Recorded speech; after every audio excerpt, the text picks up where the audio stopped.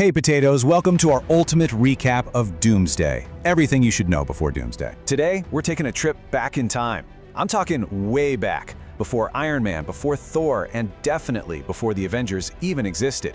We're gonna explore the genesis of a skinny kid from Brooklyn who, honestly, just wanted to do the right thing. Yep, Steve Rogers. Let's dive right in and see exactly how this kid became Captain America. Because you know, this story, it's so much more crucial to the broader universe than it might seem at first glance. It all kicks off in the freezing Arctic, where a group of soldiers stumble upon something massive and circular buried deep underneath the ice. And whatever it is, it's clearly not normal. As they clear that ice away, they uncover something we are all very familiar with, Captain America's shield. But hold on, before we figure out how on earth it got there, the story actually jumps back to 1942 to answer one central question. How exactly did a kid from Brooklyn become the absolute moral center of the Avengers? Well, to understand that, we really have to meet the man before the myth. So it's 1942, and Steve is this incredibly small, skinny guy, and he's relentlessly trying to join the military, but it just ends in constant rejection.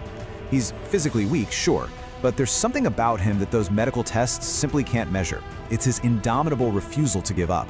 You see, he doesn't want to fight just to be powerful. He wants to fight because he absolutely hates watching other people get hurt.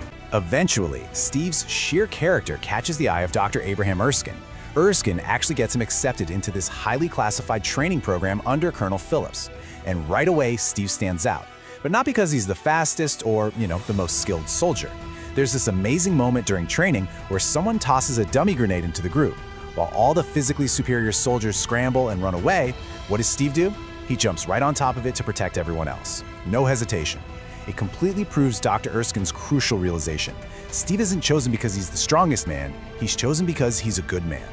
The Super-Soldier Serum isn't going to create his heroism out of thin air. It's simply going to amplify what is already inside him. Right before the experiment, Steve forms an immediate, genuine connection with Peggy Carter. She works with the program, and what's so important here is that she never treats him like a helpless kid. Then, the big moment arrives. Steve steps into the machine, and the Super-Soldier Serum is injected. It's an incredibly painful and dangerous process, but he survives it. And that skinny kid from Brooklyn, he walks out completely transformed into a stronger, faster, absolute powerhouse version of himself. But before the dust even settles, Dr. Erskine leaves him with a vital warning. He says, the serum can make a good man great, but it can also make a bad man worse. It's the ultimate double-edged sword. And unfortunately for everyone, there's already someone out there who knows exactly what this serum is capable of. It's Johann Schmidt. He's the ruthless leader of a rogue organization operating inside the Nazi regime, known as Hydra. You see, Schmidt had actually already experimented on himself with an earlier, imperfect version of the serum. The result was absolutely terrifying, transforming him into the Red Skull. And Schmidt is definitely not just another military commander following orders. He's actively building his own empire. Right now, he's hunting for the Tesseract.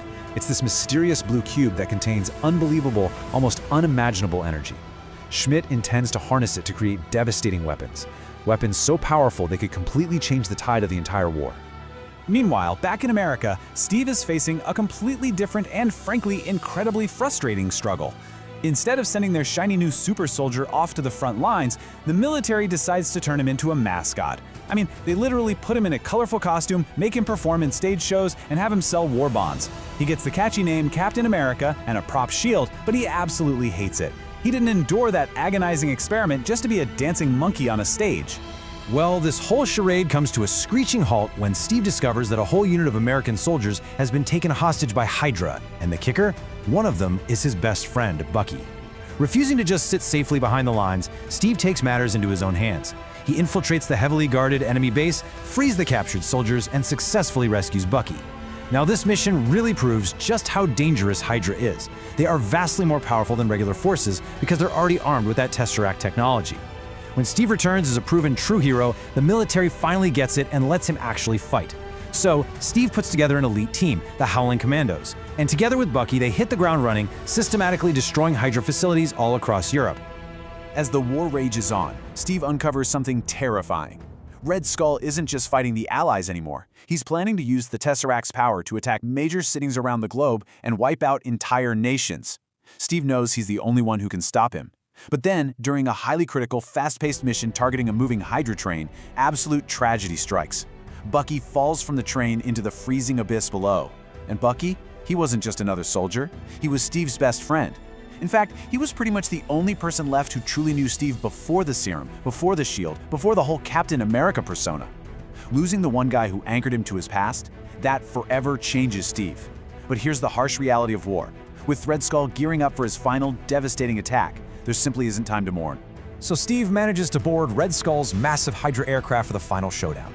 And this is a true clash of ideals. On one side, you have Steve, armed with nothing but a shield and his absolute sheer refusal to give up. On the other side is Red Skull, wielding the immense godlike power of the Tesseract, entirely convinced that he's already won. It's a brutal fight, but it all comes to a sudden end when Red Skull gets arrogant and grabs the Tesseract directly with his bare hands. The cube violently activates, essentially ripping space open, and it pulls Red Skull into the cosmos until he just completely vanishes. The cube then burns right through the floor of the plane and drops straight down to the bottom of the ocean. The thing is, Steve's problems are far from over. This massive aircraft is still loaded with weapons of mass destruction, and the autopilot is locked on a direct course for America. Thinking back on his whole incredible journey, from that scrawny Brooklyn kid in 1942 all the way to this defining moment in 1945, Steve realizes what he has to do. He can't let that plane reach its target. Over the radio, he says a truly heartbreaking goodbye to Peggy Carter, and then he deliberately forces the aircraft down, crashing it deep into the freezing Arctic. He literally sacrifices his entire future to save millions of people he'll never even get the chance to meet. For decades, the whole world believes he's dead. But as we talked about at the very beginning, he didn't die. He was just frozen. When Steve finally does wake up, almost 70 years have passed. He bursts out onto the streets of New York, meets Nick Fury, and the crushing realization hits him. He is now a man completely out of time, stranded in the modern day. In the post-credits, Nick Fury approaches Steve with a brand new mission. And this is exactly where all those separate moving pieces, Iron Man, Thor, Bruce Banner, finally start connecting to Steve Rogers. This movie isn't just a basic origin story. It lays down the vital foundation for the man who's going to step up and become the absolute moral center of the entire Avengers universe. And what makes this particular origin so refreshing is its tone.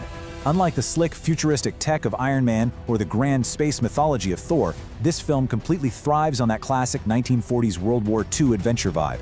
Its greatest strength is without a doubt the protagonist himself, always prioritizing Steve's inherent goodness over his physical strength. It also beautifully highlights Peggy Carter's deep emotional connection to him. Remember, she respected the man way before he ever put on the uniform. Plus, it just delivers some incredibly fun classic action sequences, from dodging explosions on a motorcycle to that intense fight on top of the Hydra train.